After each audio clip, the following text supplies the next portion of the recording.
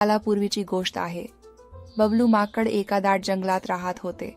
तो खूपच शरारती होता, पण आता त्याला एकटेपणाची जाणीव होऊ लागली होती. त्याला वाटले की आता त्याने लग्न करावं. बबलूची वधू शोधणे.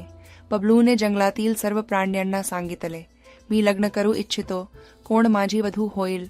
सर्व प्राणी हसले. गोलू भालू म्हणाला, अरे बबलू, आधी विचार करून बघ, लग्न करणे सोपं नाही आहे. पण बबलू आपल्या हट्टीपणावर ठाम होता. तो प्रत्येकापासून विचारू लागला, मीना तोता, नाही बबलू, मी आकाशात उडते आणि तू फक्त झाडांवर उडी मारतोस. चिकू हरिण, तू खूप शरारती आहेस, मी तुझी बायको होऊ शकत नाही.